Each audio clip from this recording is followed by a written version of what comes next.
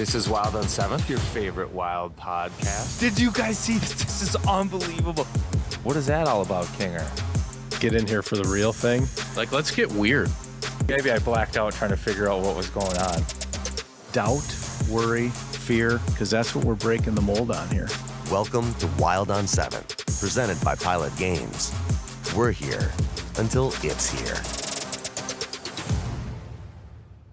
All right, welcome back to Wild on 7th, your favorite Wild podcast presented by Pilot Games. Remember, when you're out, play their products, their games, because when you do, your community wins. And, well, we're all into youth sports and all the things that go along with that. So we appreciate Pilot Games and their support of the podcast. Kinger, speaking of support, where is your support in terms of, is it wavering for this hockey club right now?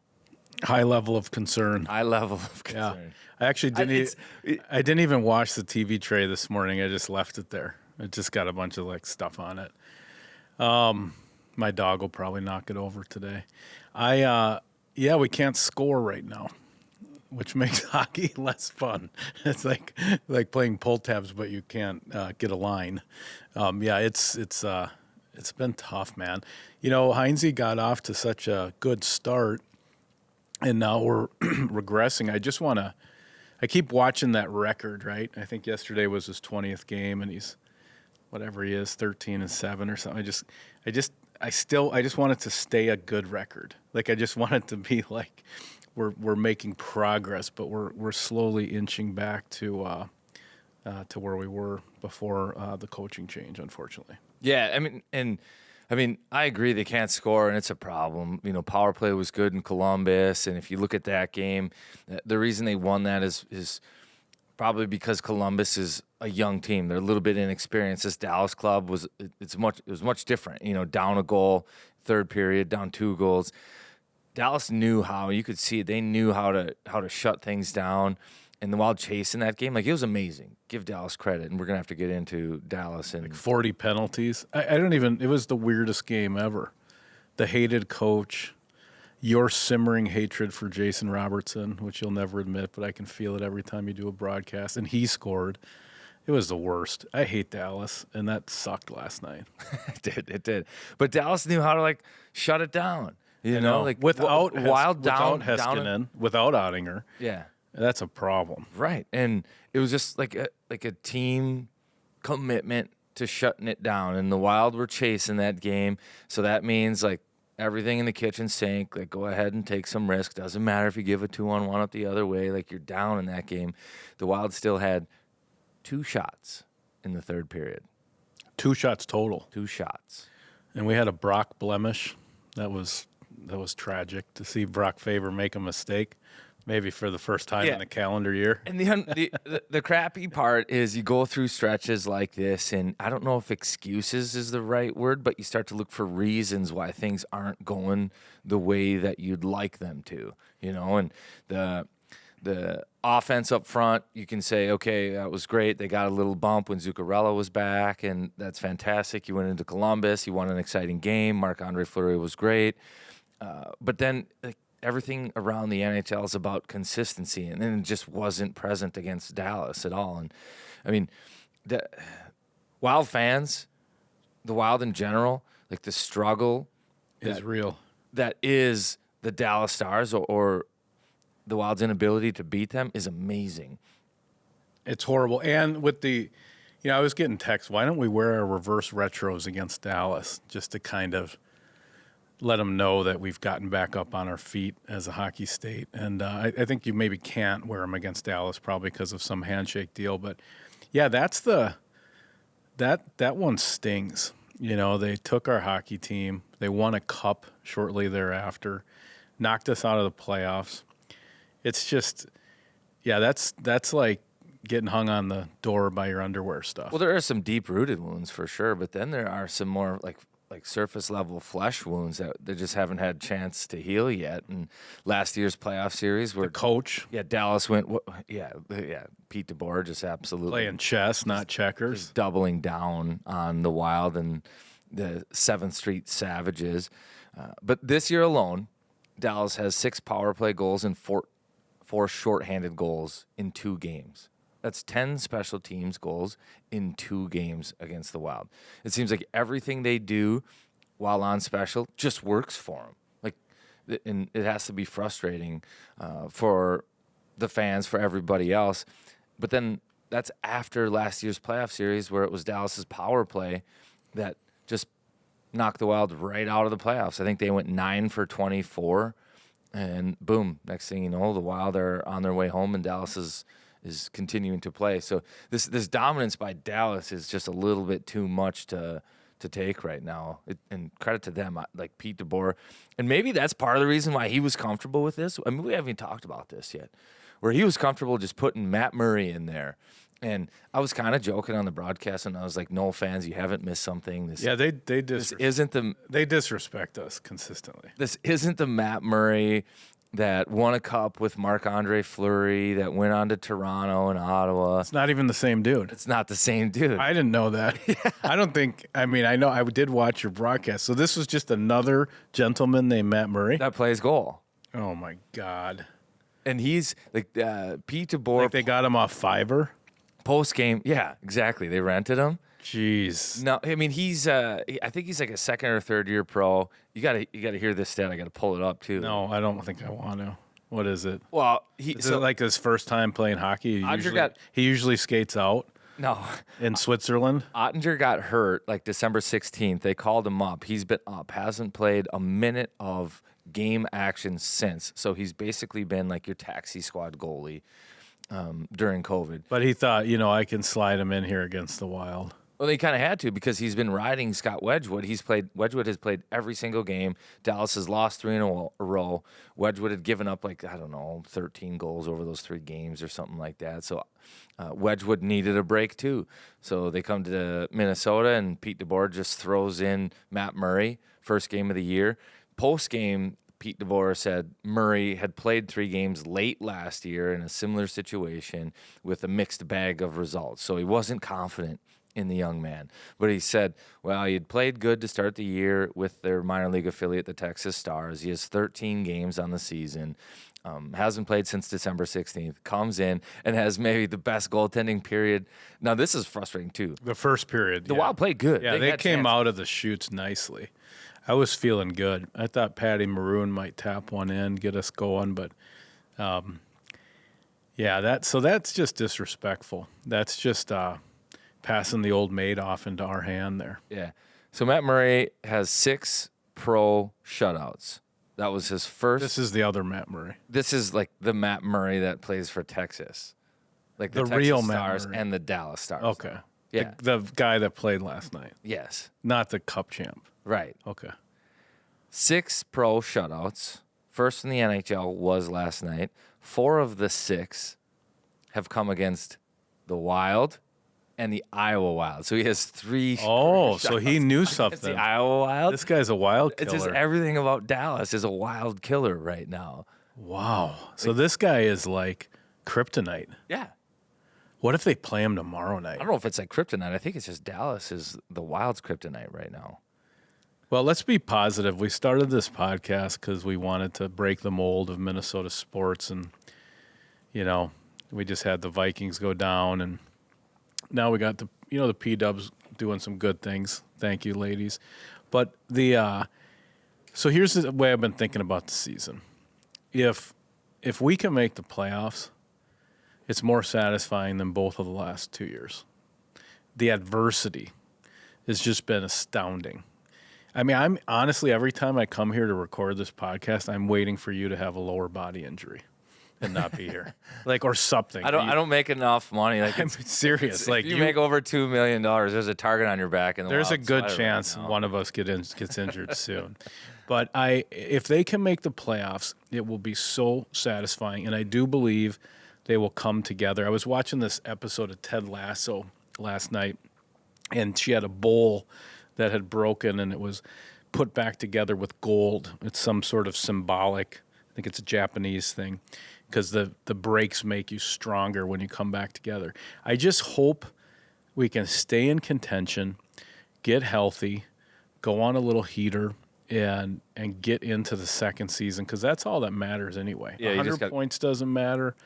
chip in a chair is all that matters. I like that they're playing Jesper Wallstedt, who you're going to see in this later tonight. But I think he is a force to be reckoned with. I think just fire all the fireworks. If you're in a hole, you don't know what to do, open the fuse box and just flip all the switches, and just see if you can string together a couple. Rat said at hockey the other day, he goes, "Hey, we just got to fire this coach and then fire one more coach and we'll make the playoffs." So that's not real. That's inappropriate. But what are you going to do? What can you do to get in? So, maybe the kid. So you want Hines fired? No, not at all. That's what he just not said. At all. Love ya. Stay hot. But I did think it was a good line, though. Hey, I figured it out. There's 50 games, 2 more coaching changes we're in. But I think maybe Jesper, maybe the court Jesper just goes crazy, and you cannot score on him, and we win shootouts 0-0. I don't know, but maybe. I think it's not a bad plan to change something. But I also think that the things you got to change sometimes need to be on merit. Now, Marc-Andre Fleury has been the Wild's best player over the last 6 games. I agree. I heard you say that last night, and it's absolutely true. He's been an absolute stud. I feel bad for him, too, because he's such a winner. He's such a good guy. He's a rink rat. He's still smiling after all these years, and you can tell it's really hurting him not getting W's. And the team, we got to help this guy, man. But yeah, no, I got no problem with the Flower. He's playing awesome. But I just think change is more, because he's doing good, but it's not getting us over the hump. Yeah. I don't know if. But let's go back. Let's go back to when the Wild needed a change down the middle, and Marco Rossi gets the job early on. Like, was he ready? And then I've talked about this before, too. Like, you put guys in spots, and the thing is, I don't think this scenario is Wallstedt needing to come in and like, be the spark. So, essentially, where the Wild are right now is where St. Louis was in 2019. Play Gloria. Near the last of the league at the calendar year.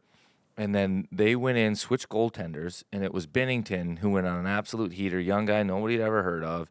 He went on a run, took them all the way through the playoffs, ended up winning the Stanley Cup. But are you trying to say we're about to win the Stanley Cup? No, but I'm saying this is sometimes the play, but at the same time, I think you have to be careful. Like, you don't want to burn the kid. Right. You don't want to anoint a guy or have it be like you have to be the one to turn things around for us. I don't think that's the case with Wallstedt because Fleury's been playing really well. It's not like, hey, we need a stopgap. Just please go make a save. And then all of a sudden, boom, he goes out there. The Wild are looking for wins, and there is pressure all of a sudden. Like they're running out of time to get healthy, to turn things around. We knew going into this injury spell that 500 hockey was going to be a huge win, and they're struggling to get to 500 hockey. They're what? What are they? 12 and 5, 12 and 8 with Hines. 1-5 in their last 6. Yeah, that's tough. Yeah, so without Kirill, 1-5, something like that. 1-4, 4.5. But I like to play. Put them in there, see what happens. It's almost a page out of Dallas's book a little bit. Put the goaltender in there on the road. Let's go see what happens. Maybe it's a polarizing element. I thought Dallas, they kind of let their goaltender. They hung him out to dry in the first period. Goaltender bailed him out, and then they're like, geez, you know what? Maybe we need to hunker down, play a good, solid team game, knowing that this one's not going to be easy. If they're going to get points in that game, if they're going to win it, it's going to be from their own end out, and eventually they did. You look at the guys the Wild have on paper right now, maybe that's the way to play it. Hunker down, play good D, help your goaltender out, and win a greasy one on the road. And we don't know for sure that Wallstedt's going to play. I think there's probably a high probability. I think Marc-Andre Fleury's probably earned tonight to just kind of chill, have a hot dog, maybe some popcorn, and watch a hockey game. But the Wild need a win. They need to find another one. Oh, do they ever? I just want to get in there. I hope that somehow these people come back from injury and we kind of coalesce and get going. But it's funny. I think back to our preseason predictions, and you were basically like, "We got to stay healthy." You got no wiggle room with the cap hell we're in. If you need, your top 6 to play 80 games, or you're going to have a crabgrass problem, and they've all been hurt. Even Boldy went down. I mean, now every time somebody is slow to get up, it was just panic mode. Boldy last night, and I hope So let's talk scoring, okay? Because scoring is such a different thing than being a good player, right? Chris Kreider is a scorer. Mm-hmm. Brock Besser is a scorer. I think Vinny Lettieri is a scorer for what he does. He's more likely to put the puck in the net than to do 5 other good things, which is rare, right? Obviously, Kirill is a scorer. Boldy's a scorer. Who can step up here to help us out of this mess? Who do you want to see more from? How do we bridge ourselves to better? Well, I think Eriksson Ek is a scorer. Yeah, he's been quiet, huh? He's a scorer. Just hasn't been scoring. We're highlight after highlight. We're showing pucks in the paint, taking the goaltender's eyes, and it's Ek every single time. So maybe he's just not touching. He's not getting his hands on it, huh? Yeah, maybe it's not turning at the right time. The screen is there. It's a moving screen. He's good at it. I can't say that he's not doing something that he should. I might look at the wings, like the flanks, and say, are you doing enough knowing that he's going to be there to be the second layer? Are you taking some attention away from him? Like all of a sudden, let's say a point shot comes through and Eriksson Ek's in front and he's battling one-on-one with this guy. Does the Dallas defense, do they have 2 guys in there pushing Ek out of the way? Is there enough bodies there to collect the second chance, the rebound, something loose in the slot? I think that's an area that they can really improve. But, yeah, Ek's got to score. And let's just look at it. If the Wild are going to score offensively, who's going to be the guy right now, like the go-to guys? Secondary scoring is – you've got your group of guys. It's Johansson, it's Ryan Hartman, maybe even Marcus Foligno, some of the guys like that. But your primary scorers, Boldy, Zuccarello, Kirill, and Ek. Yeah. So they're going to have to score. I think the other thing, and it's becoming more and more obvious now how much they miss Spurgeon and Brodin. And it's not to say that Where are they missing him? Are they missing him in getting out of their own end, or where? Okay, we're getting stuck in our own end. We're just not getting up the ice quick enough. Getting out of their own end. So when Hines came in, and there was the paths, right? The tracks. Yeah, and he wanted the D, and it's all set up on having your D jump up in the play. So your weak side D comes up the ice. He has to be involved. He'll get that pass that breaks and pushes everybody back. They have the guys doing it right now. It's still happening. Everybody's running their path, but different guys have different roles. Like Jared Spurgeon's better at that than like a Dakota Murmas or a John Merrill. Like those guys, their first thought is don't get caught. Don't turn this over. My job is to not get scored on. I'm going to get the blue, dump it in, and then we'll let those forwards play with the puck. Those other guys are just a little crisper, a little faster, a little more up in the play, a little more equity with the coaching staff. They can turn a puck over and they're not going to get benched, or they might not be out of the lineup. That's another thing that's going on in the blue line is there's extra guys, and they're afraid at times, I think, to make mistakes because they know as soon as they do, they're out. But we're missing those guys for multiple reasons. It's the special teams. It's 5-on-5 scoring. It's puck movement. It's poise with the puck at the blue line. It's all of it. But when are some of these guys going to come back? I mean, that's the thing I hate about hockey is all this LIR, LTIR, UIR. The whole it's just in the shadows. It would be nice to know. What are we dealing with here? I just picture a pile of Wild players somewhere here at Tria, with flies flying around on top of it. When are we going to be back? How far away is Spurgeon from coming back? How far away is 97 from coming back? It's so cryptic, right? Yeah. They'll say, what did they say? So I thought Kirill was coming back last night. May have advised a buddy to make a bet on the game. Sorry about that. But he was not coming back, I learned after we already had a discussion about it. And And it was sort of like Heinz said something like, they're progressing. It's like, okay, cool. When should we expect them to fully progress? Like these guys, it's got to be tricky too, because you don't want to rush them back. I saw a lot of, on the Twitter, people complaining about, the Wild rushing people back and then they get hurt again, right? But at some point, we need our lineup. Yeah. Calendar is slipping away here. Yeah. You know what else is amazing? Yes, I do. We're not even at the halfway point. I thought you were going to do an ad read right there. We can. You know what else is amazing? We're not even at the halfway point of this podcast. I know, and that means we should slip Probably in have a snack. a word from our sponsors. I am actually wearing a Jimmy's hat, and it's just an amazing white hat. You know how the Instagram kids, they wear the big white shoes and the white socks, and you keep them super clean with magic erasers?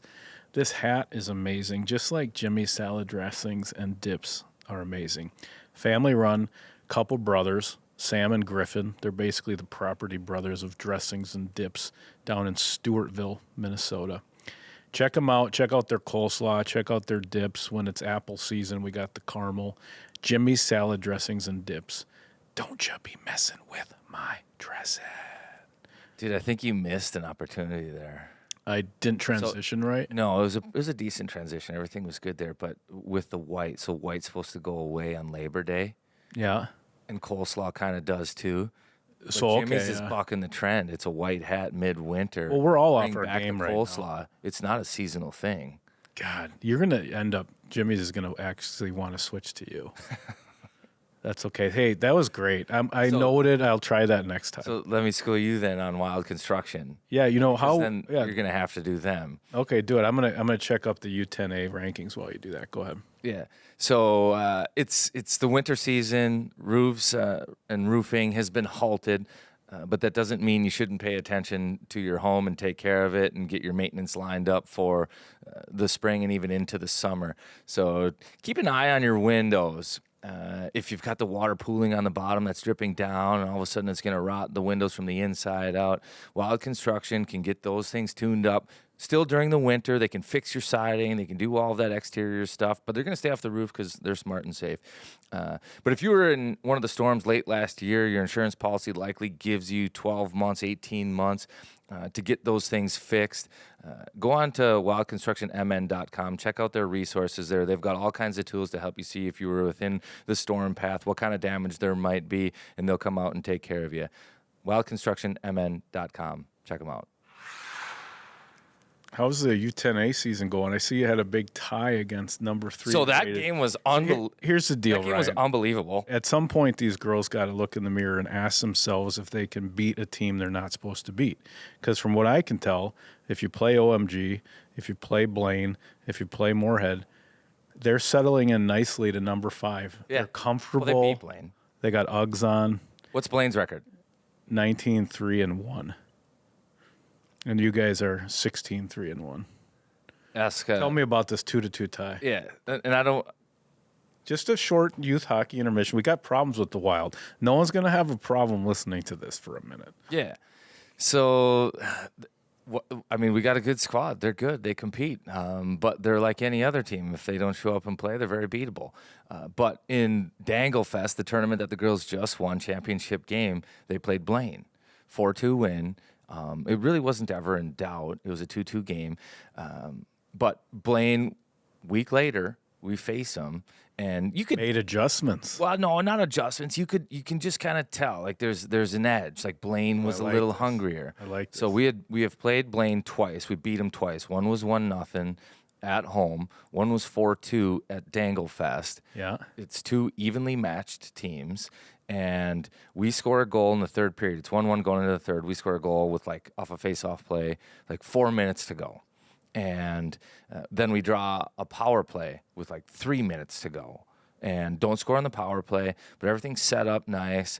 And game continues on. Blaine's trying. They're not getting anything. They're not getting anything. Puck goes out into the neutral zone. And then there's some chaos in front of our net. About 15 seconds left. One of our players skates it out, chips it down, no ice, and Blaine's D goes back to get it, and they just throw a hoper up the middle of the ice. No. It catches, and everybody in our Seeing eye goal? It went from. no, Everybody on our team just kind of just stopped. Like they saw the time. There was 3.5 seconds left. They kind of stopped. Blaine picks this one up onside at the blue line. Number 29, gifted goal scorer. She goes in on a breakaway. You don't know whether to watch her or to watch the clock. So it's This is counting down. awesome. It was unbelievable. She goes in, doesn't have enough time to get to the net to make a move. She pulls up right about the top of the circle. There's snow flying from her skates. Sets her sights, picks her spots, fires it. Goaltender was out, was aggressive, everything. She beats the goaltender. 0.8 of a second left. Buzzer. The most passionate goal celebration from a 10-year-old I've ever seen. What did she do? She just went by and just like a full body flex. Did she do the one where you're so happy you bend down? Like bend down and you like. That's when you really wanted it. Yeah, you get like tight on the inside. Like, yeah. Kirill did that last. Like every muscle you have is full flex. Yeah. And you have no choice but to like exhale with like a loud yes. So she gets that one. And That's almost like. And I'm sitting on the bench. You must have almost been like. I was smiling. Respect. I was happy. Like that is a gangster girl. I was happy. 0.8. 29? They were stoked. 29. Hey, props to you, 29, if you're listening. The best part about this was, and I love girls hockey, we go through the handshake line after. Your daughter punches her in the face. She would do that, but she didn't. I go back to the bench, and like 4 of them skate up to me. Hey, are you Ryan? Yeah, I'm Ryan. You Ryan? Hey, will you go on the Wild Show now and tell him that Blaine didn't lose to White Bear? That's right. Hey, respect. He's a man of his word. So Blaine, hey, Bengals. hats off to you guys. The Blaine has given White Bear everything they can handle. That's a good team, and they earned their praise. So that was a heck of a game. That was a hell of a story. I'm glad we had that segue. Hey, do we have a minute? I went to the PWHL home opener. Should we share that story? Yeah. So 13,000 people showed up to support these women, which was awesome. There was all these rumors like lower bowl all of a sudden is sold out. Then it's club level. That's what I got. And then they were way up into the high seats. And, it was a good time. It was really different. I just thought that the amount of youth hockey teams, girls hockey teams, carts that were there. I mean, I don't know what they're doing. I don't know if you called the P-Dub, if they're like, yeah, just come over and we'll work it out, $100, bring 20 kids. But it was packed. And by the way, young girls like to be on the Jumbotron. So anytime anything happened on the Jumbotron, they were losing their mind. It was just it was a fun party atmosphere. They're going to play at the X here on Wednesday again. We'll see how it goes from 13 to whatever they do next. But I'm just so happy. I watched a lot of hockey dads growing up, and they would, whenever they decided to pull up short with their daughter, they would go, well, it's not like she's going to play in the NHL. And now it's like, hey, you're going to have to throttle down on both the boys and girls side because anything's possible. It was awesome. I enjoyed myself. It's a fun deal, and I didn't even really mind the no nickname because the chanting of Minnesota is just weird because they can't go "Let's go Wild," so they basically just go Minnesota, which is a little off key, but It's almost, maybe it'll be like the Gopher chant, because don't they go like Minnesota? Hey, Gophers, yeah. But it was cool. I hope. Remember, once the novelty wears off, we still got to support this league and be out there and show up hockey families in Minnesota. So pretty cool to see the women. Is diving an issue in hockey these days? Diving in hockey, I'm wondering if you're setting up another ad. No, because are you talking about like Hartman and the Stars? Yeah, well, Hartman, yeah, exactly. The Stars in general, like just I feel like I think the Stars dive like crazy. But I don't know that it's just the Stars now. But yeah, like Marchment for sure took a dive, right? Yeah. Well, and we're the opposite of that. But yeah, for sure. I think it's becoming an issue in all of sports. All of a sudden, I think you see quarterbacks in football starting to take dives. You see kickers, punters in football taking dives. Hockey, it's happening more and more now. Marchment, I think for sure went down to draw a power play yesterday. Football, I notice it the most, the change you're talking about, kind of this quarterback, trauma, and they get the flag every time. But, yeah, I hate that soft stuff. This isn't Italian soccer. Right, exactly, and it's it needs to be fixed. I don't know what the answer is, but it seems like a cultural movement where everything's going towards soccer. Like start calling it. It's not like it's a secret in soccer. They ride off on the stretcher. Yeah, they get to the sideline. They really sell it. And they come back in. Let's stop it before we get to that point. Can you imagine if you had dudes praying on the ice? Ambulance onto the ice, they drive him off, and then he comes back in and plays. Yeah. We get tons of Italian sponsors coming into the league. Yeah, I hate diving. I will say our team doesn't dive. We do have some crafty penalty drawers. Mm-hmm. Yeah. Hartman can draw a penalty like the best of them. I would say Zuccarello knows how to draw a penalty. I have a question for you as an analyst. So here's the thing I worry about with the Wild. And so that game last night, I have no idea who's going to score a goal for us, right? And I'm worried because we got so many passers, right?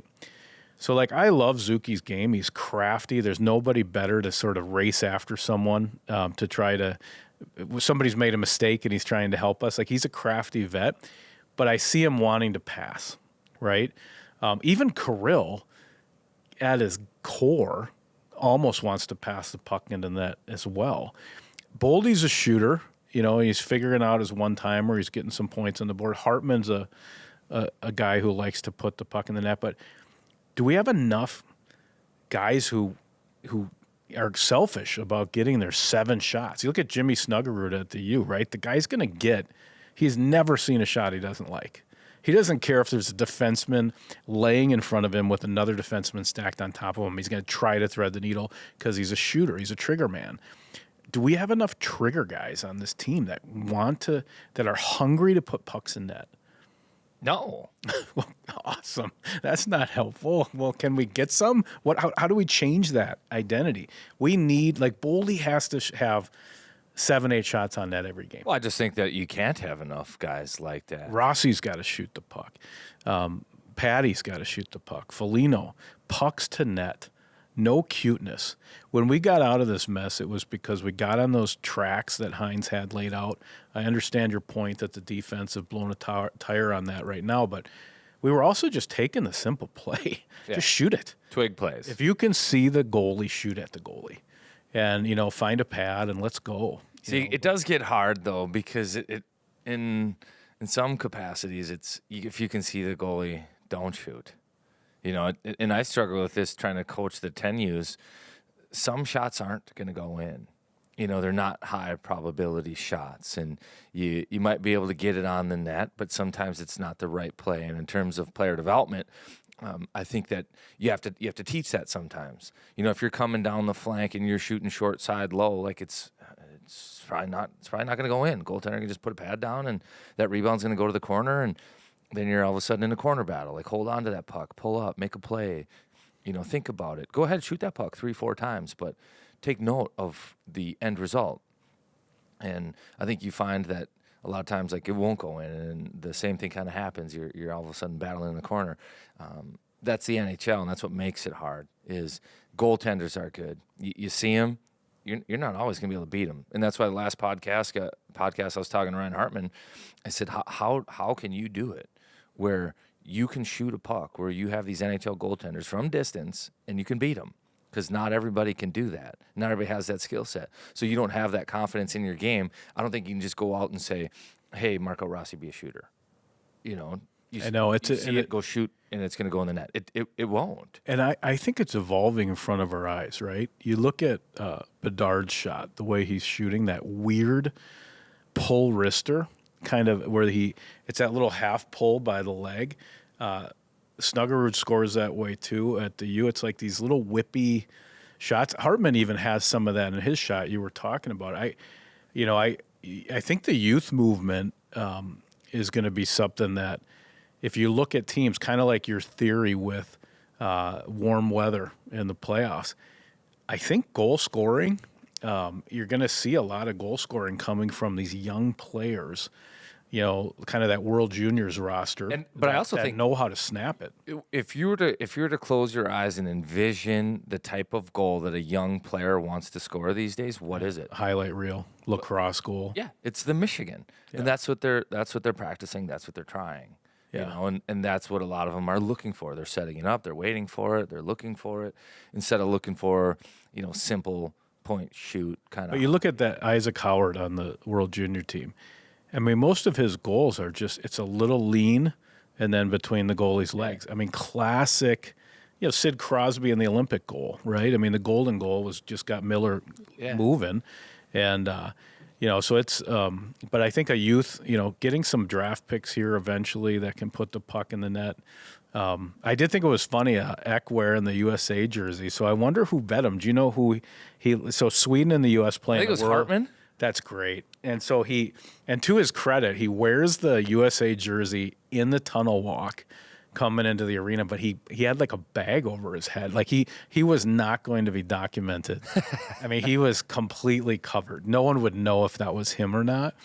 So pretty solid Swede effort from them. But to wrap the bow on shooting the puck, it's different. Like I remember, and I don't want to be like that old curmudgeon guy, but I'd go to the sporting goods store, Strauss Skate, and I'd go through the stick rack, and you'd pull like every single curve was unique. You'd have like the Montreal Knowlesy, the Paul Coffey, you'd Patty have the Kane. McDonald.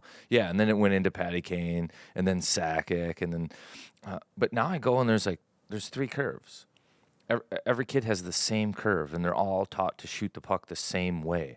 And I know I've talked about this before too, but Thomas Vanek had a different looking blade than anybody else, and he shot the puck differently than anybody else. Zuki shoots super weird, and it works. And he's a great goal scorer. Yep.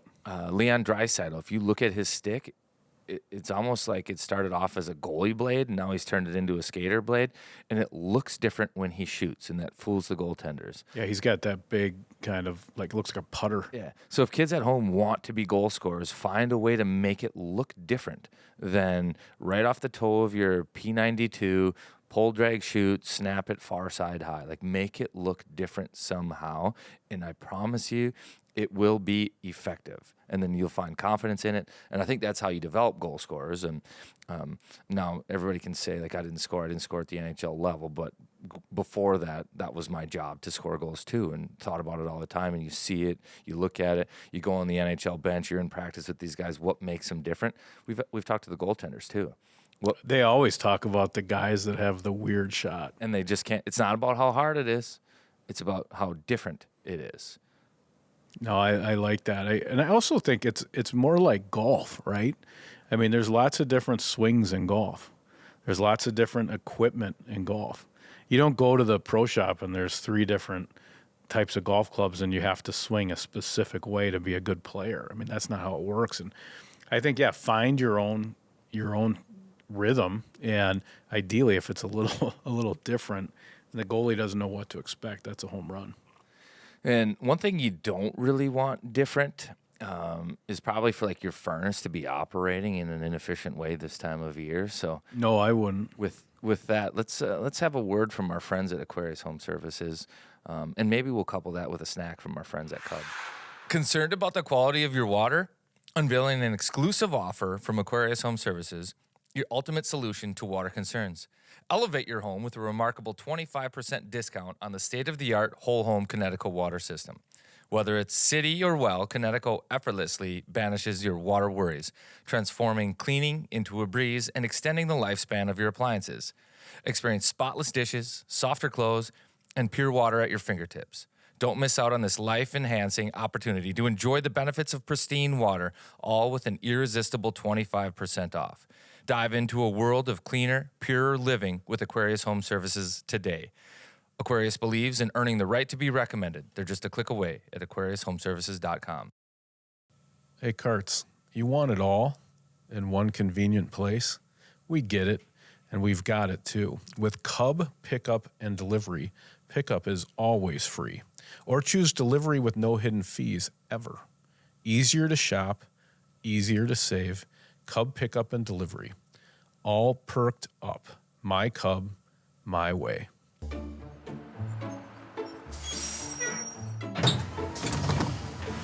Howdy, boys. Hey, Gus Buzz. Morning. Morning. Boss. Morning. What's up, boss? All aboard the Gus Buzz. Spend 2024 with your Minnesota Wild. From puck drops to overtimes, we look forward to seeing the best fans in the league at an upcoming home game. Secure your tickets now at wild.com/single game.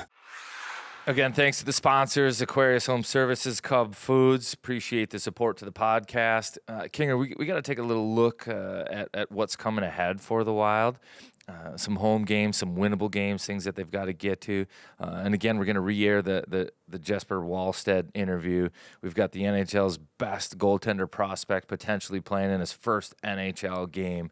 I'd like a refresher on how this guy has prepared himself for this moment, too. I mean, it's not easy to be the game's best goaltender prospect. He's a serious young man. Yeah. I mean, him and Rossi are kind of cut from that same cloth of they're like an old-fashioned TV show. Yeah. Like, good night, Jesper. Good night, Marco.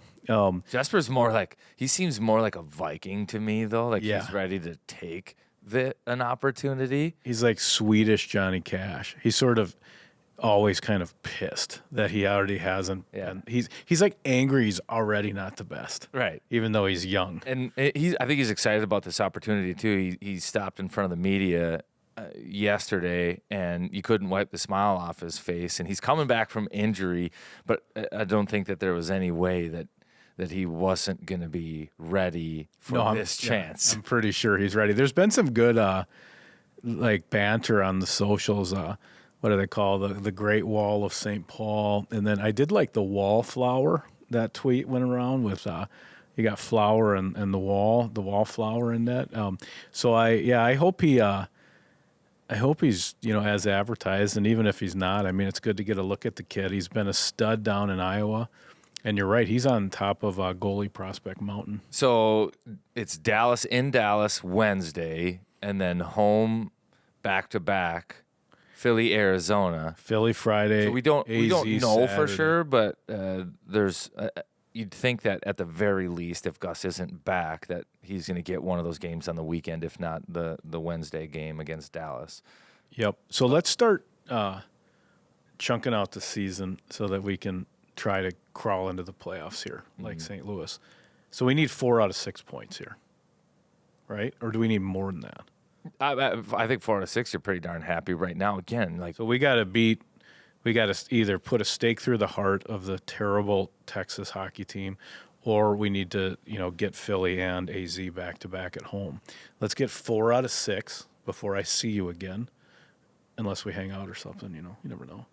But 4 out of 6 would be a good get treading water again. Yeah. Shorten your time horizon, set smaller goals, make them a little bit more achievable. I think It's like win the period. exactly. That's when you know you're not playing a good hockey game. Just let's win the next period, guys. Let's win your first shift. Yeah. Let's get the first shot on goal. 45 seconds of hell. Yeah, it's The other thing I think we're seeing in the NHL right now is it takes a legitimate game plan in 60 minutes to win a game.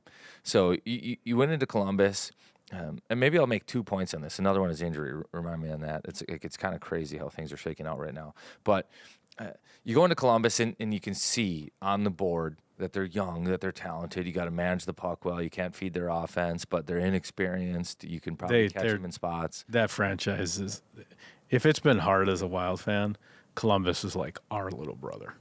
I mean, even watching them, I'm like, yeah, we're winning this game. Yeah. I mean, this team, good for the Sillinger kid to get 3, but come on, they're gonna find a way to score. It was a game planned and a script, and I think the Wild followed it well enough to win. You can't follow that same script against a Dallas club. Dallas, a different hockey club. You have to have a game plan to go in, and you have to execute that game plan. And if you stray from it, your chances of success probably go down greatly, and that's what happened. And the Wild wanted to get a good start. They did get a good start. Great start. They didn't score. And now they're chasing that game all of a sudden. They got deflated because of a shorthanded goal, and then that was it. It was over. So you really have to be buttoned up for 60 minutes. Now you're going to go to Dallas. You know what you got to do. You know what you got to do? You got to make their D play. They're big, heavy. You can't let them just throw the puck up the wall and get their breakout. So you're going to have two guys, something forechecking hard, D being aggressive. Maybe give up an odd man. I don't really know. But you're going to have to find offense through probably risk-taking, I think. And then just know that your forwards got to come back. Lots of responsibility for those guys to track back and help your D out because that's the way it's going to have to be. And then you go against a Philly team, that's a Torts team. And they're going to play hard. Go to block shots. Yeah, they're going to do all the little things. I don't think it's the Broad Street bullies of the past, but they still play hard. Like Torts teams play hard and physical, but they don't run around. They don't get out of position. He prioritizes being in the right spot over running a dude. So you're going to have to play, like, again, disciplined hockey. Structure. Yeah, disciplined hockey, and you're going to have to execute when they make mistakes. Got to beat Arizona. Yeah. I mean, they've been an upstart. They're in better position than us right now. I mean, we got to start knocking some of these teams back down. And then, but let's take another look around the league, though, because it seems every team the Wild play, including the Wild, there's injuries to key pieces. Yeah. So where, you talk about load management, not having too many minutes or doing all this other stuff. I think this is the time of year where that philosophy starts to pay dividends. Columbus, Boone Jenner out. Zach Werenski out. Top center, top D out. You go to next game, Dallas, Heiskanen out. Ottinger out. Top 2 players gone. Wild, Kirill Kaprizov, Jared Spurgeon, Jonas Brodin out. It's Gustafsson. It's across the board that the injuries are starting to pile up. Guys that play heavy minutes are starting to wear down. Travel's been an issue. There's no doubt travel's been an issue for the Wild. Like, it felt like they were on the road the first 2 months of the season. A lot of home games here this month, though. But I think the hope was that you get to this point of the season healthy, and then you can just sneak in your rest. Take off. Yeah, you can catch up here. And guys are resting right now, but they're resting injury. Not resting after they're playing. And then let's just take a look at like what the heavy minutes do. Like Brock Faber, he's been terrific. Do you think you did him dirty last night with your whole NCAA wall stuff? No, it's legitimate. Like, he's never played that many games. But Brock Faber is different. He's a Marvel character. But you got to watch. Look around. The one advantage I'll say I think Brock Faber has is that he's older and physically more mature. Mm-hmm. But go ahead, look at stars, young stars in the league that play heavy minutes and big roles. What happens to him? Connor McDavid, rookie year. Remember? I know. It's like mile 18 in the marathon. Jack Hughes right now hurt. These younger guys, it gets hard, and they're accustomed to less physicality, less pace. I would say less rigors in terms of the schedule too. Like, the NHL just keeps coming, and it takes a little while to adjust. Brock Faber, terrific first college season. He's got another one, so it's college season number 2 back to back. We'll see how it goes. He's passed every single test. Now this is just another test, and I don't even think he made a mistake yesterday on the shorthanded goal against. Just a bouncing puck and a good play by Sagan. But mentally, can he recover from stuff like that? Does he not beat himself up? He's got to just flush it. Yeah, what does that look like? And these are all things that he's going to have to learn on the fly because he's never played an American League game. That's why the minors are important, why they're valuable, And but he's going to be great. It's just something to watch down the stretch. Is like, does the NHL schedule take a toll on some of these younger players? You know what I want to see from Faber is he hasn't had – so he's doing all these crazy things that he didn't do in college, right? These end-to-end rushes. He's cutting hard in front of the net, I like that. One of these has to go in. I mean, he's had so many plays where he, like, walks 2 guys and takes it all the way to the net.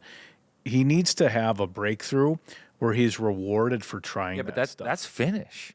No. That's finish. Well, that's not what he's known for either. No, but you also have to develop finish. Yeah. Right? So do you Olay at the last second? And I don't have the answer. I'm not saying he's doing this. But some guys finish. Well, he's not known for that. Believe me, he can. I watched him at the U. He's smart enough to make those plays. Yeah, he's got to find a way to get, whether it's him or somebody else, Eriksson Ek. I mean, odds are Eriksson Ek has a small card table chair sitting in the crease. He could probably pop in the finish if he takes it to the net. And I think it's akin to like receivers in the NFL. 50-50 balls, some guys just come down with it every single time. You know, like Stephon Diggs is like a gamer, one of those guys. Jefferson. They just get it. They finish the play. And other receivers are put in the same spot. They just don't finish that play. And I'm not throwing shade on Brock Faber. I'm just saying that's what makes finishers so special, is that they just have that ability, that knack, that. Well, that's why you look at these like Austin Matthews. I'm fascinated by Chris Kreider. I just think it's just amazing. He just scores goals all the time. Like if he has 60 points, he might have 38 goals. Yeah. I mean, what do they call that? The Cy Young? He's always a Cy Young. I mean, Besser's the same way. Yep. Matthews the same way. It really is a special skill, because even like Crosby and a lot of these guys are more well-rounded, right? They might work on that part of the game, but man, would it be nice to just have I was hoping for more out of Sammy Walker, you know, in that capacity. I kind of thought you could get 8 goals out of Vinny, 8 goals out of Sammy, patch together a little, help you get to the playoffs, and we just haven't had enough of that from Iowa either. No. 16 goals from a fourth line would be a lot. I know, but I was just looking for some, you know, string it together, you know. The other thing the Wild haven't had are guys getting hot at different times. You know, Boldy scores a couple, and then it has to be Boldy scoring a couple the next night. know. You know, it's somebody's got to take the pressure off. Well, let's start by just putting a steak and a garlic necklace around Dallas tomorrow. Maybe the kid plays. I hope you enjoy this interview I hope you enjoyed the interview from Jesper, and then see how we do against Philly and AZ. Yeah. So let's just throw it back to Jesper Wallstedt and the NHL's best goaltending prospect, potentially making his NHL debut. Here's him on his path, how he thinks about his game, himself, and hopefully he gets his first NHL game here. I would say this is a guy that would be familiar with Duke Cannon, who sponsors all of our player interviews. If your hair is a weapon, or you wish it was, you need to look for some Duke Cannon grooming products. Start with their Serious Flow Mane Tamer. It's a good one. They sponsor our interviews here. This is Jesper Wallstedt. Special guest with us today. First round draft pick. I think one of the more exciting players in the Wild system.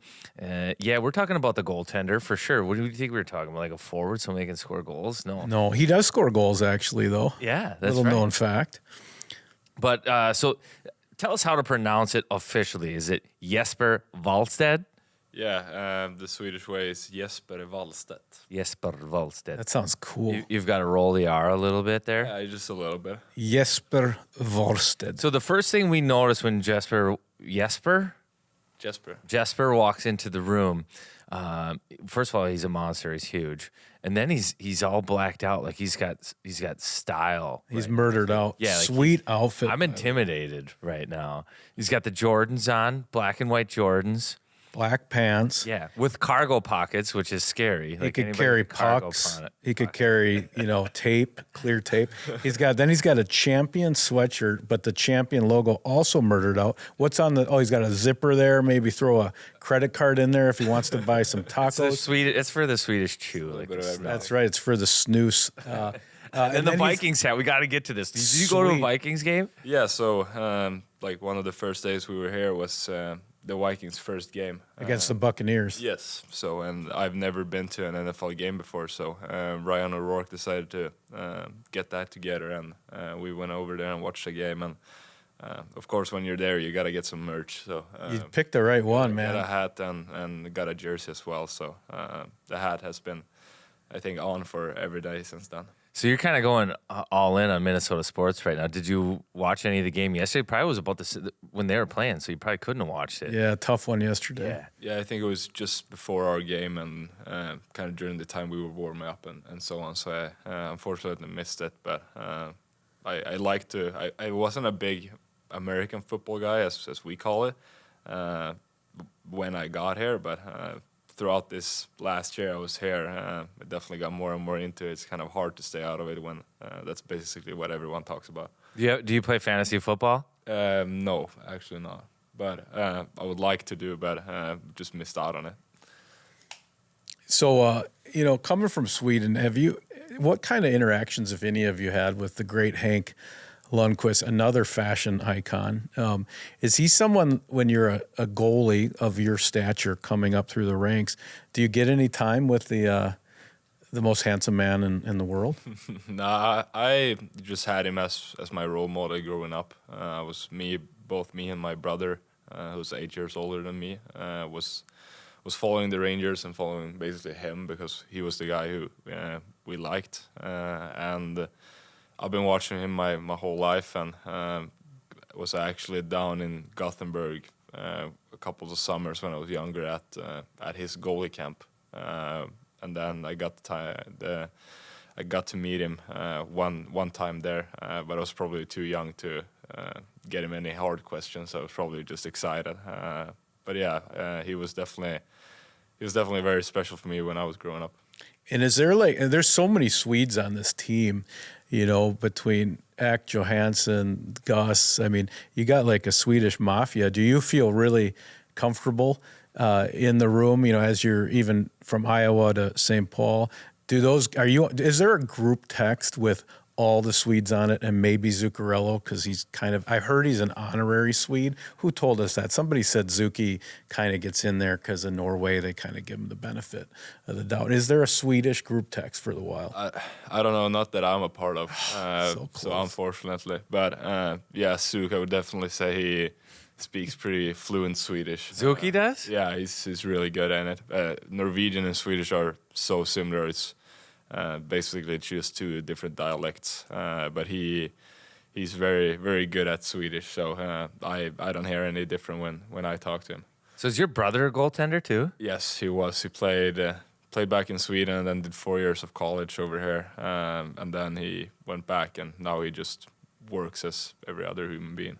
Nice. So you have just one brother? One brother. And then both goaltenders. That's kind of rare. Did you always want to be a goaltender? Like, was your dad a goaltender, or you guys just... Dad was also a goaltender.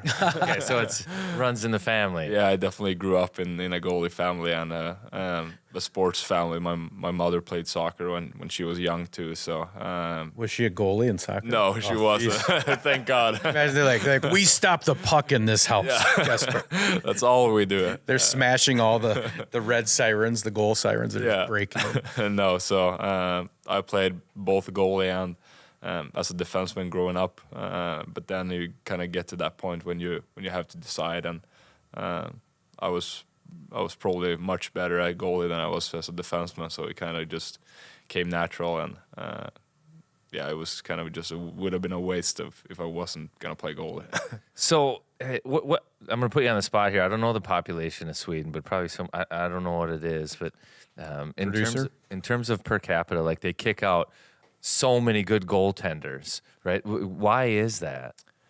I just think the kind of system and the way the clubs are set up, the teams are set up, and the way throughout the organizations they have usually two full-time goalie coaches, one for the men's team and one for the juniors team, and they also have goalie coaches going down into the lower ages, and they're just very good at taking care of the goalies, and I feel like the kind of the philosophy we have in Sweden throughout the goalie coaches throughout the whole country is pretty similar, and they kind of just usually build a very, very good base from when you're young, and then you kind of keep developing it when you get older, and then when you get into playing professional in Sweden. So hockey in Sweden, you're a young player. Like, do you play for your town? Is it like soccer? You know how like soccer clubs like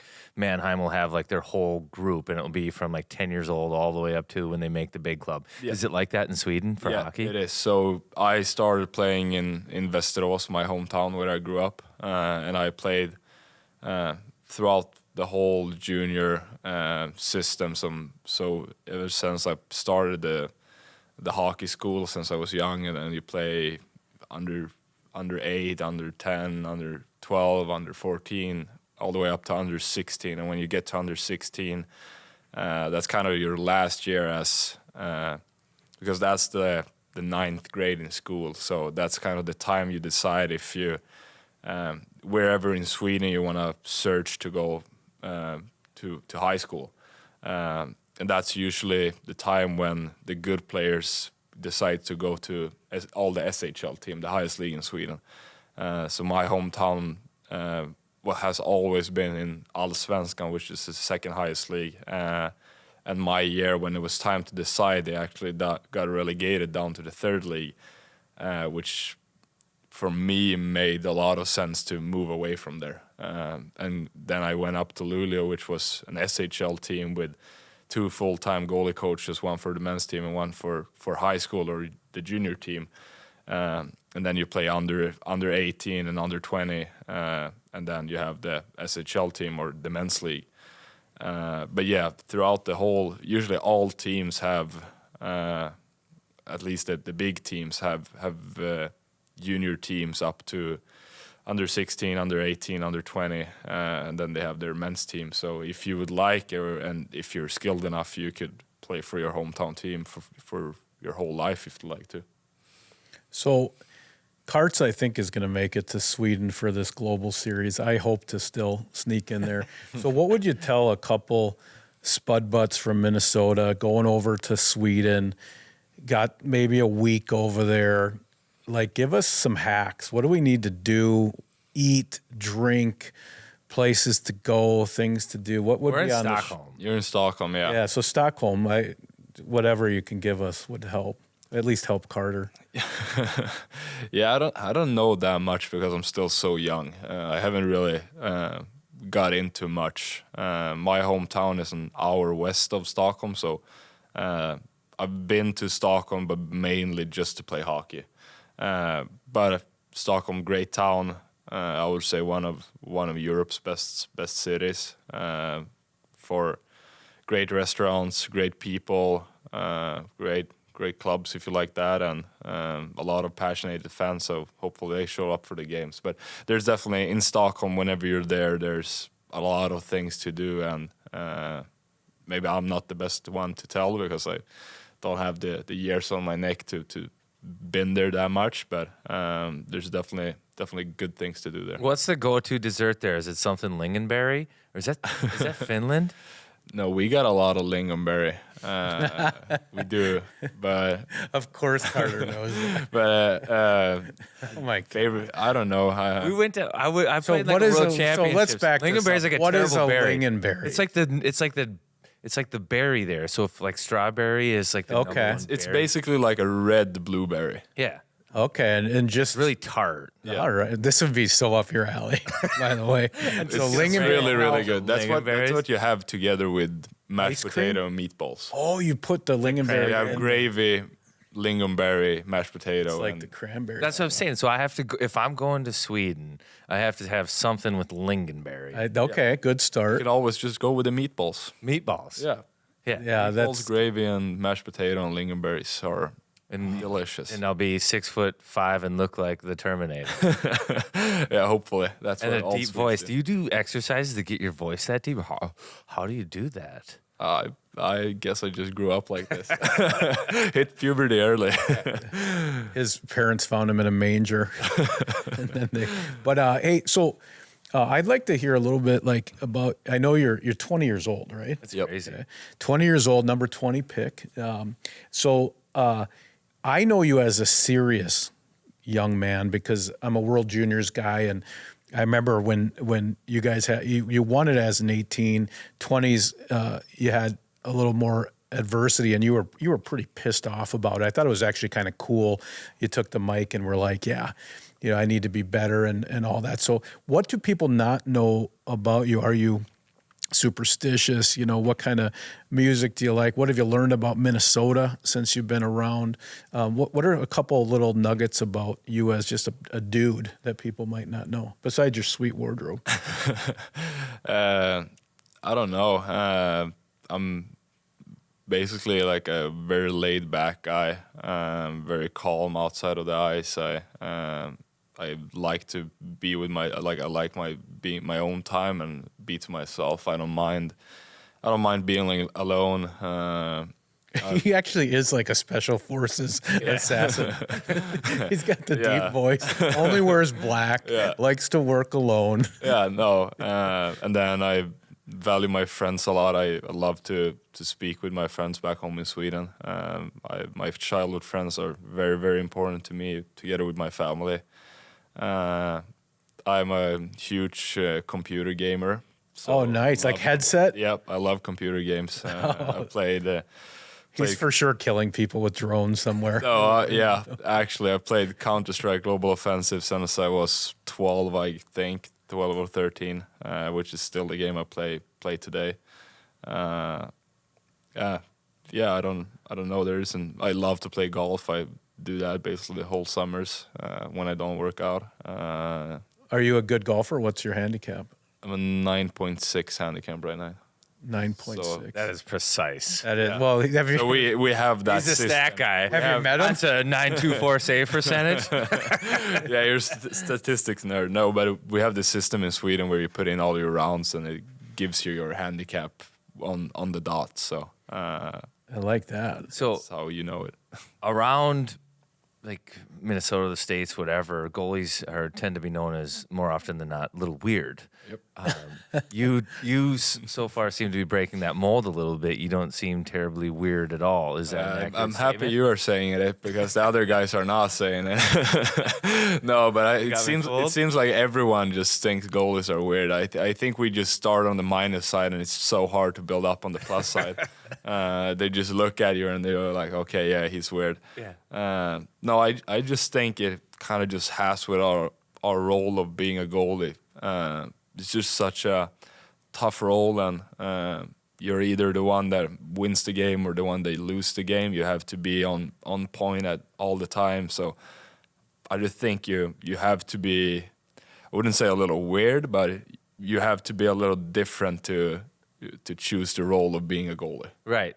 Now, you say you like your alone time and stuff. Let's say there's a 5-minute major out there and the puck's never in your zone for like 5, 6, 7 minutes. You talking to yourself in your own helmet, or like what goes on in that? You're just gonna try to make him weird now. Be careful. I think if you wouldn't have had any mental training, I think my mind would definitely be somewhere else throughout that time. But nowadays everyone is so trained into everything. You have your mindset or whatever you do to stay focused on the puck all the time. But I think if that wouldn't have been the case, I think I could be thinking of whatever during that time and not hockey. Are you superstitious? I would say so, but I don't mind switching up my superstitions or my routines. I think those two things get confused. They overlap and they get confused. Some guys have routines, some guys have superstitions. Yeah, I think I'm more to a routine guy, but I don't mind if it's not working. I don't mind like switching yesterday, it up. like the first exhibition game. Yeah, you can't have a routine flying into Colorado at 8 a.m. No, you basically just forgot everything, and that too. Like you don't remember what you did last year in Iowa either. It's just you get back out there and you're like, okay, what did I do? And then you kind of just go throughout your warm up and whatever you usually do, and you kind of just figure it out, and then you hope it works. But yeah, I try to keep as many things as possible similar throughout, especially my game days. But then throughout practice days and so on, I do whatever feels good.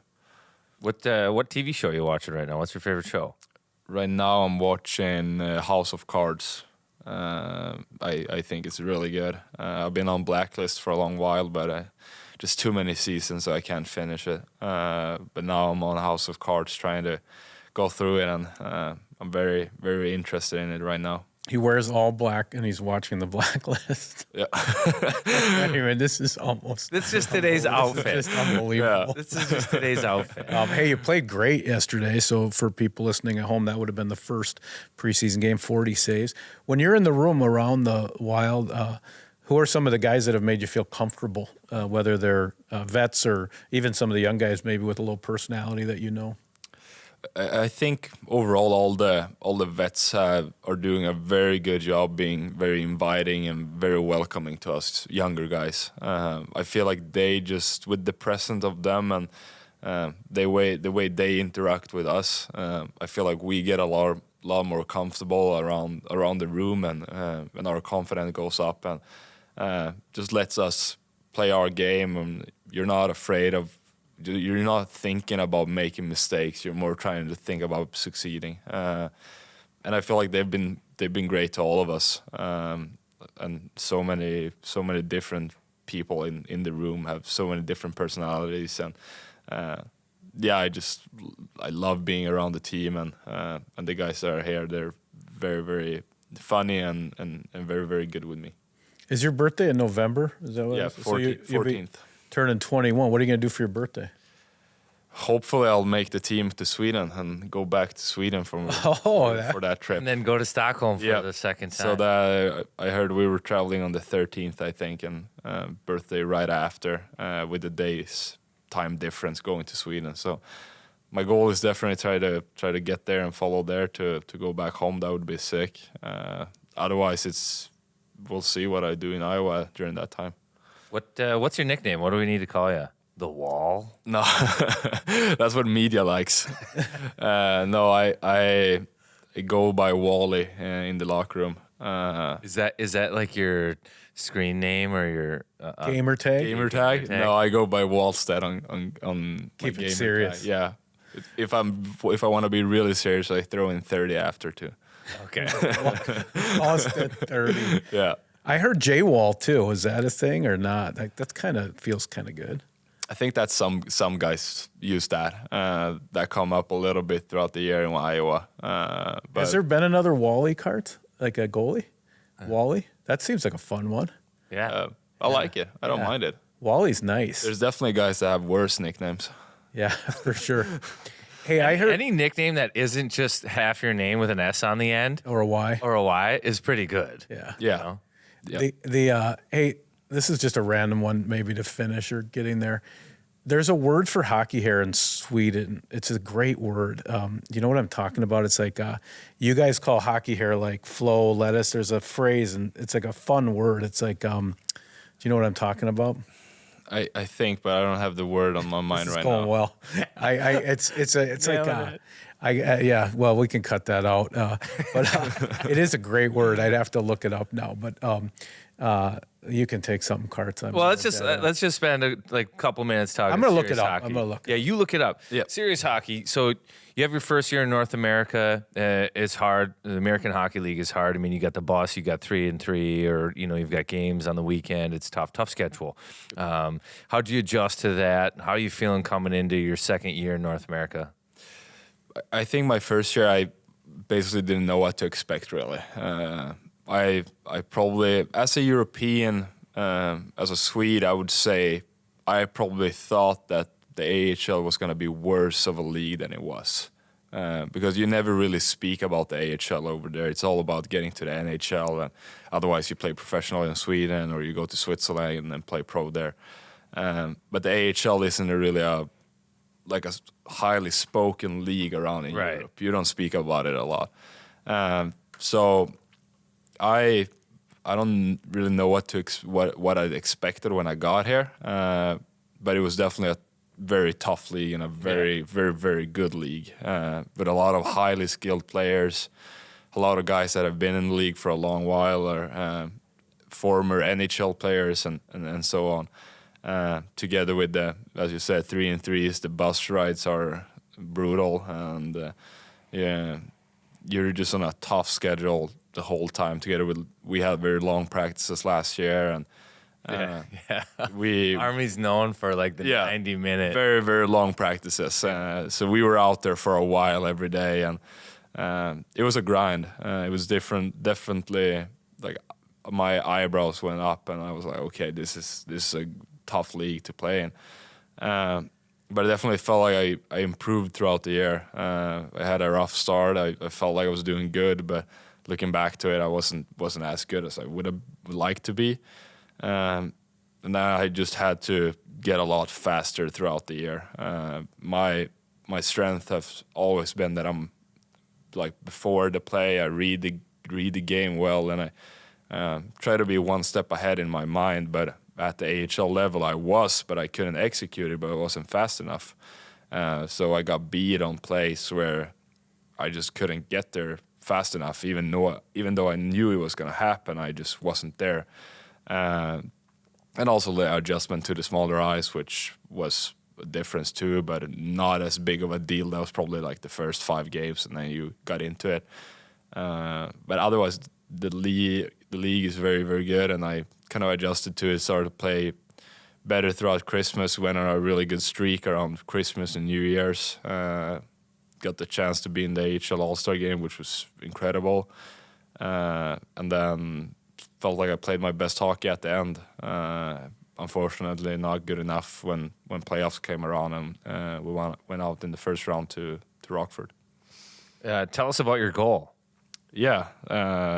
In your first game, right? Yeah, no, in my first win. First win, yeah. So it was fun. Before the game, I actually had an interview with our media guy, Ben, and we were just talking, and I was basically, okay, tonight I'm going to try to get my first win, hopefully. I've been losing 2 or 3 games in a row, and got to get a win here so we can turn this around. And he was like, okay, I'm confident in you. You guys are probably winning tonight. And then goes out. We had a great game. We were probably leading with, I think, 4-2 or something, and their guy just comes down the wall and throws it on net, which you should never do if you have an open net. You basically just give it to us, and everything just goes so fast, and I just try to get it down there and hopefully score, and ended up being a perfect shot, and it hit the middle of the net, which is crazy. And you try to do that again and again in practice, and you like missed the net so wide, and then just that moment it happened, and it was perfect. So you have a celly? What did you do after you scored? I basically just put my hands up in the air and just hugged the guys coming in, and then I went to the bench. Yeah, you went to the bench, a little right? twirl with my glove. Yeah. And Nice. looking up to the stand, and it was fun. I was laughing. Like it's more surreal, and you're more thinking it's fun than it's like, oh wow, this was cool. Yeah. But it was more like, oh wow, how did this happen? How did I end up here? But yeah, it was very fun. That's something you dream of doing once, and now I've done it twice in my career. So something. So watch out, everybody. Yeah, something Goal not scorer. everyone. Don't try to get a greasy one. I'll make you pay. Yeah, no. So something that not everyone gets to do, and I've done it twice now. So which is very, very surreal for me. I have a question on, it's called Hockey Frilla. I know everyone was really... Hockeyfrilla. Hockey Frilla, which sounds pretty awesome.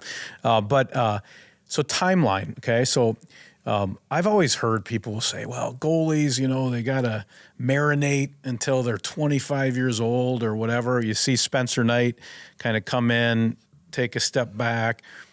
You seem like a goal-driven guy. When you think of your career, and there's some things out of your control, obviously, but when do you imagine yourself being a regular NHL goalie? Or do you have goals like that in terms of timing? How long you would imagine it taking? Yeah, I don't know. It's a tough question because it's so different. I would say everyone always says, okay, goalies take so long time. They should be in the AHL for this long time, or they should play professional for this long, and then they might get a chance, and then they have to take their chance. I think it's a different case from every goalie and every person. You can't just look at the player as the goalie only. You have to see him as a human being too. Like everyone is different off the ice, how they take care of themselves, how they prepare, what they do outside of hockey, and so on. I think for myself, this is my 4th year. I'm now playing professional at a men's league. I played with old, like I don't come from Canadian juniors. Like I haven't played 17 and 18-year-old guys. I played against the guys that are 3 or 4 years older than me my whole life, and last 4 years with guys that have been much older than that. So I see myself as I'm more mature than other guys at my age, both on and off the ice, because I've been around people that are not only my age, then much older. But for me, it's so hard to just say, okay, by this year I want to be playing in the NHL.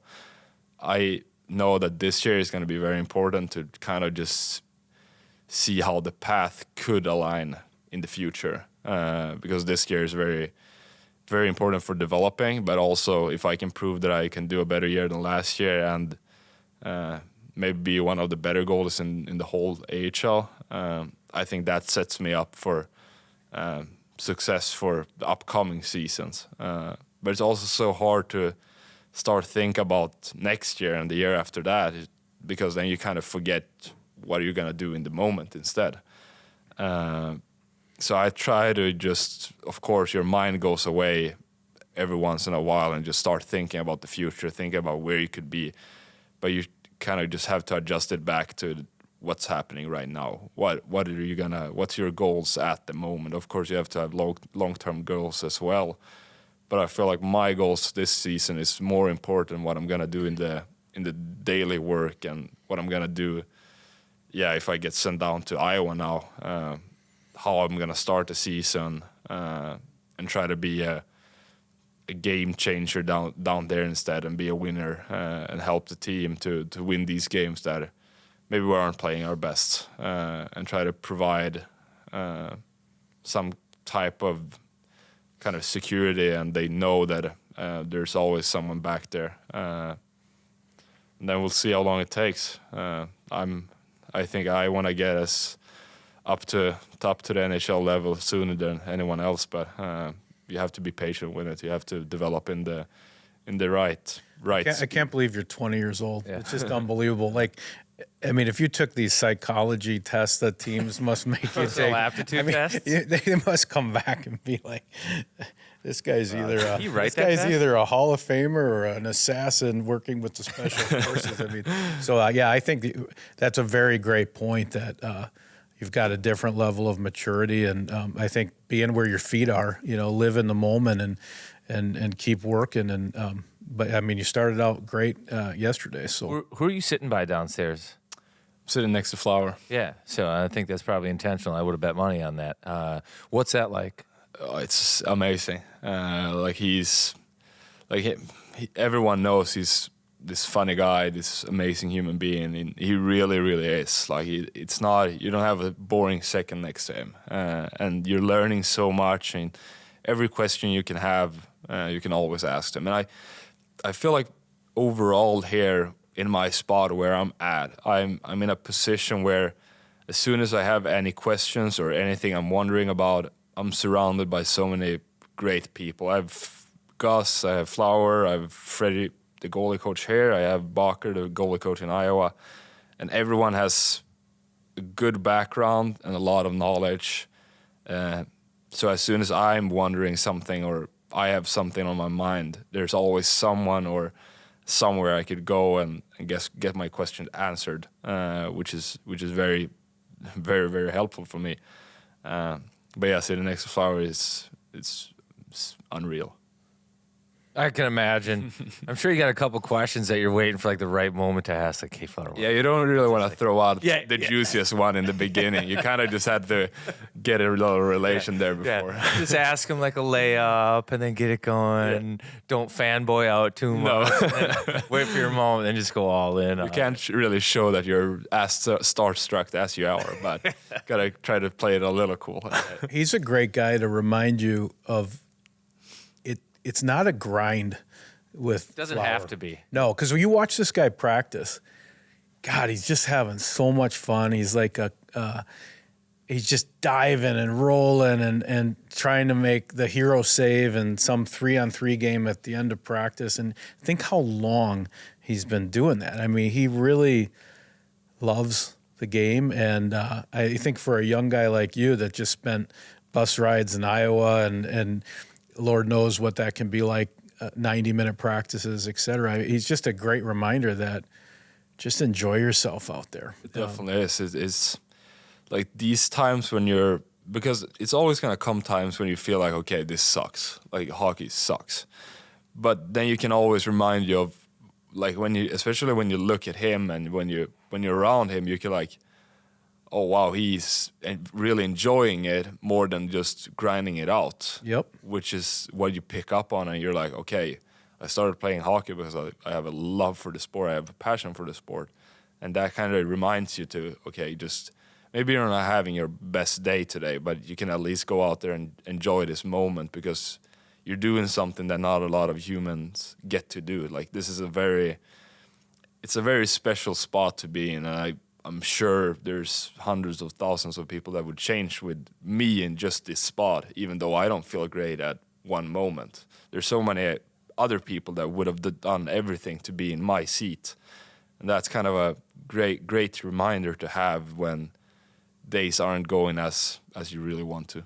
Well, thanks for sitting down with us today. I'd throw you some podcasts here, but we don't have anything that's black on black on black, so we're going to have to order it. Best of luck throughout camp, and appreciate you taking the time sitting with us. Thanks, you guys. buddy. Kick some ass. Yeah, thanks.